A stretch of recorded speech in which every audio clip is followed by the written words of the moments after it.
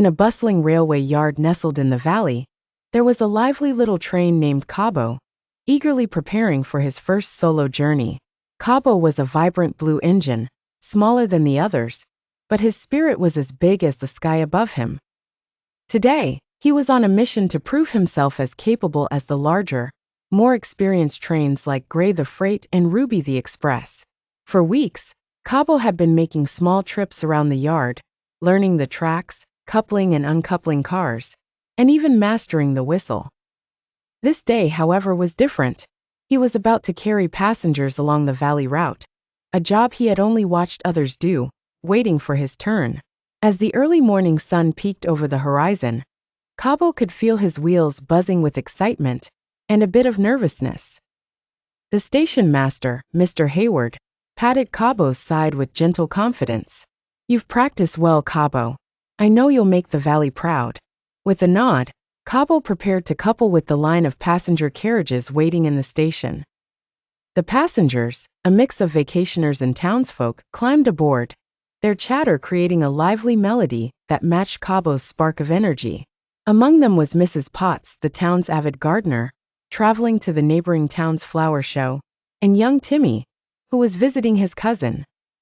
At last, with a final check, the station bell rang. The signal turned green, and Cabo set off, gathering momentum with cautious optimism. The tracks unfolded before him, leading out of the station and into the open countryside.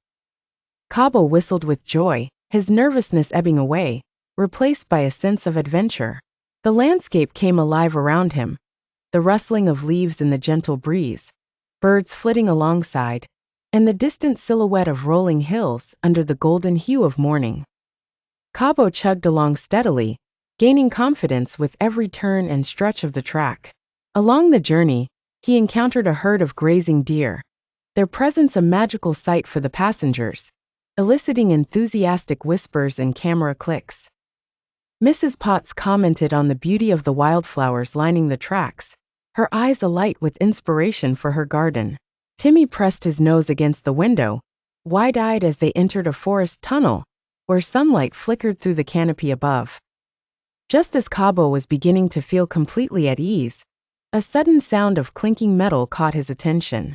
Gray the Freight, pulling along the parallel track, hollered, "Hey, Cabo!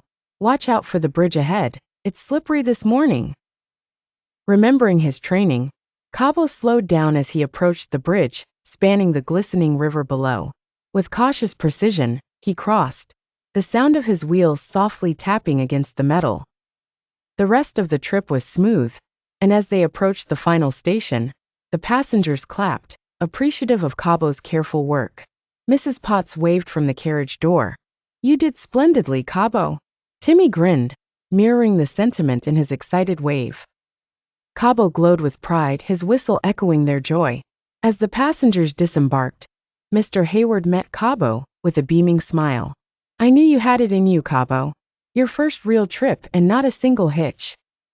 Cabo felt the warmth of accomplishment seep into his metal frame, knowing this journey was only the beginning of many adventures to come.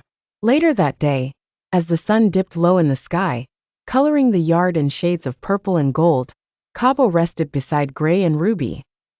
Sharing the tales of his adventure, "You did good, kid," Ruby said with a nod. Cabo smiled humbly, ready to take on whatever the tracks would bring next. For the little train that could, this first trip was a triumph and a promise of more to explore.